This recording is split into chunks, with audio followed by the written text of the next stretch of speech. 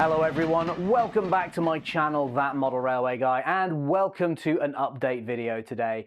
I haven't done one of these for a while, but there's been lots of stuff that has been going on in the background recently, so I just thought I'd jump on camera and tell you what's been going on. I also have an update for you on the video I posted about a week or so ago now regarding the model railway that was rejected from an exhibition. So yeah, stick around for that. That is going to be the majority of this video, I suspect. But first, I do have a little bit of housekeeping to do and also just a quick appeal to make to you guys as well. So, it's that time of year for the Hornby Magazine Awards, and I'm delighted to say that I, or rather the channel as a whole, has been nominated for not just one, but 2 different awards. Yeah, it's amazing. They're doing things slightly differently this year by having an award for the best model railway YouTube channel, and then a second award for the best YouTube layout builder. Amazingly, I've been nominated for both awards, which is incredible, and I think only a few of the channels have actually been included in both categories. So yeah, it's really, really cool. Obviously, all this is to say that if you enjoy the channel and you like the positive vibes I try to bring to the hobby, then please do go and vote for me in either of the categories. It would be very much appreciated.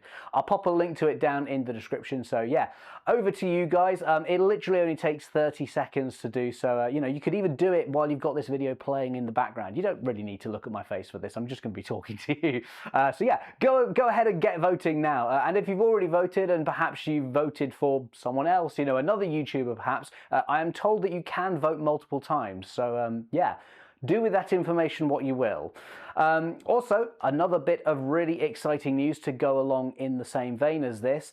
The channel recently hit 50,000 subscribers. I mean, I don't even know where to begin. This is such an incredible milestone. So thank you to all of you, whether you've just subscribed in the last week or have been here since the very beginning. It really genuinely does mean a lot.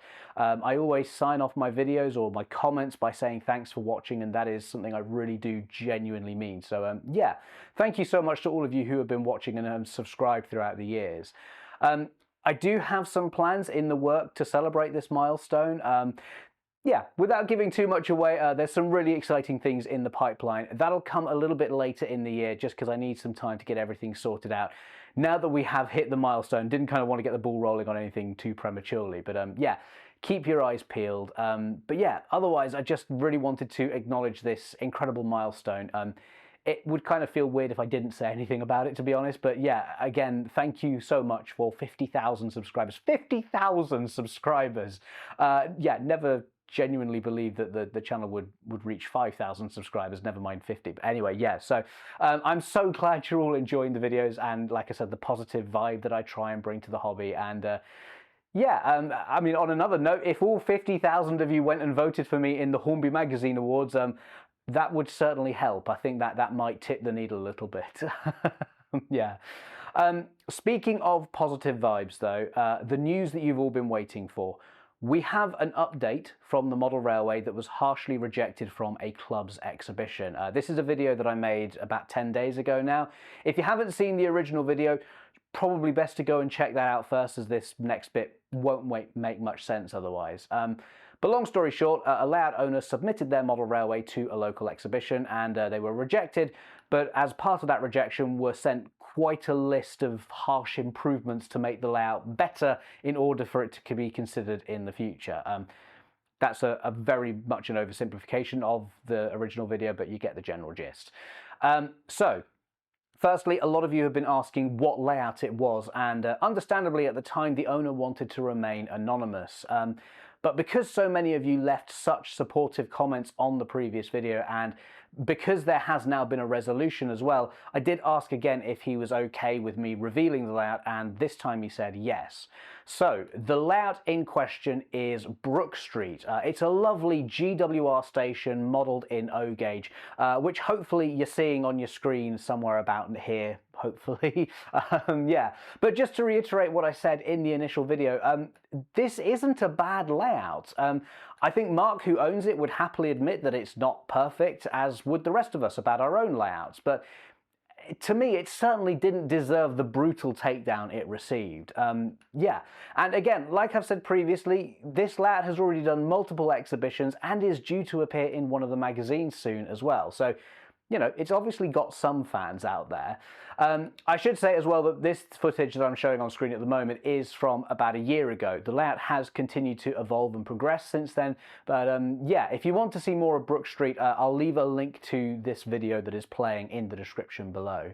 But yeah, Mark did also specifically say he wanted me to say a big thank you to everybody who left uplifting comments on the previous video without even knowing what the layout was. So yeah, it was great to see so many of you being wonderful and supportive, and that is what the hobby is all about.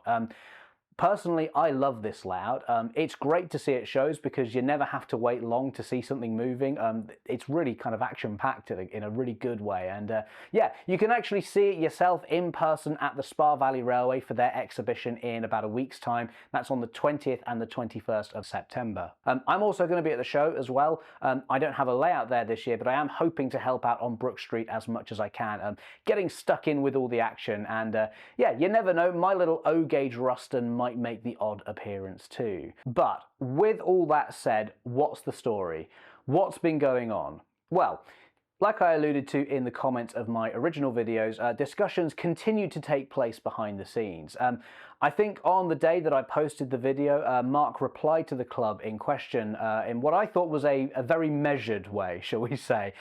Basically saying, thank you for the feedback, but didn't really appreciate the tone of the rejection and that it had really been quite upsetting. You know, putting it mildly, basically. And the club then responded back, essentially to say, we were giving you ways to improve rather than just a blanket rejection, and we're sorry if you were offended by our comments. Obviously, I'm paraphrasing here, but to me, at least, it didn't come across as a sincere apology, but more of a sorry you're upset, but we stand by our comments. Now, just to reiterate, I maintain that the club in question absolutely has the right to handpick what layouts attend their shows, and that goes for any exhibition. There is no requirement for a show to display a range of different layouts or scales or experience levels. It's completely up to them. It would be nice to have a range of stuff, but ultimately it comes down to the people who are putting the show together and what they want to have at their show. The issue has always been with how they criticize this person's layout unprompted in such a harsh way. Honestly, at this point, I thought this would be the end of the story. It seemed like there was kind of no point in arguing with them anymore, and Mark, I think, was ready to move on, especially as the video that I had made originally was kind of blowing up by that point, thanks to you guys. And yeah, so many of you were so supportive in the comments, which, you know, really helped lift Mark's mood. And again, thank you guys for those of you who did leave nice comments. As a result of that video being really popular, though, I was contacted by someone in the model railway industry who I hold personally in quite high regard, and they were aware of the club in question. I don't know if things like this have happened before or if there was just some intuition on their part, but we had a bit of a back and forth about the situation, and then they went off and got in touch with their contacts at that particular club. I think just to show them that video and asked what the hell was going on. So this is where things get very interesting. It turns out the person from the club who sent the emails was not the exhibition manager. The actual exhibition manager had no idea that any of this had happened, and when he did find out, he then went digging for the email messages and was absolutely flabbergasted by what he found. That resulted in him phoning Mark to personally apologize. I don't know the full details of what they discussed, but I have been told that the person who did send the emails has now been removed from that position as a result. The exhibition manager and the club has made it clear that those are not their opinions, and they have apologized for the way it was all handled. So yeah, a great outcome, I think, and we can kind of all put down the pitchforks now. We can all just chill out a little bit. The air has been cleared, the apologies have been accepted, and yeah, I think it's nice to have some closure on the whole thing, which is why I wanted to update you guys with this video. I know many people have been asking me to name the club because they want to boycott the exhibition or just the club in general. I never felt like it was right to name the club. My opinion always was we didn't know if these were the views of the entire club or just an individual, and if it was the latter, which we now know was the case, then it wouldn't feel fair to ruin the reputation of an entire club just for one person's mistake. And now that we know that that was the situation, the person in question has been dealt with. I also knew that these discussions were taking place in the background, and I kind of felt like the last thing the situation needed was a loudmouth YouTuber with a passionate audience behind him to wade into things and, try and help the situation. As it stands, everything has been sorted out privately and politely, which personally I think is the best course of action. What has been really interesting is that some people were getting really angry in the comments. I've had quite a bit of abuse thrown at me in the last 10 days in the comments for not revealing the club. People telling me that I'm a terrible person, that I'm defending the club, that I'm just as bad as them, which I'm fine, you don't need to worry about me. But it does kind of fail to see the point that I was making.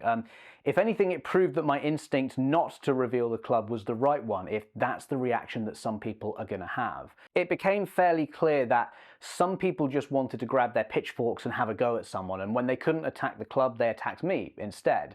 All it would have led to, though, is people harassing the club, which would have made us just as bad as the person who sent the email in the first place.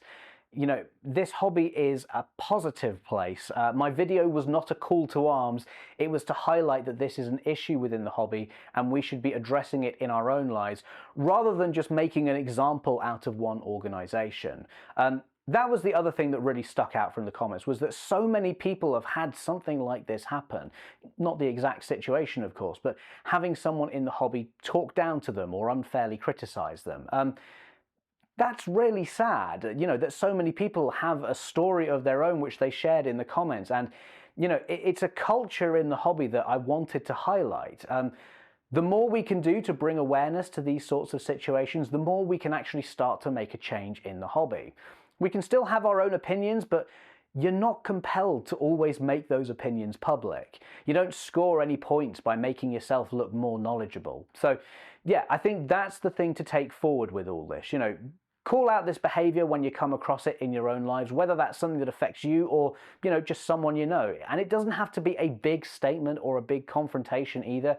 You can just have a quiet word with someone and say, hey, that thing you said to so-and-so about their model railway, that really upset them. So, maybe don't do that in the future. That, I think, is really the way we can start to see a change in the hobby, to get away from this mindset. Attacking people only makes them more defensive, but gradually, if we can start to change perceptions and attitudes, I do think we can get there. And actually, I would say it's already happening. For the most part, some of the places people hang out online in particular are incredibly supportive.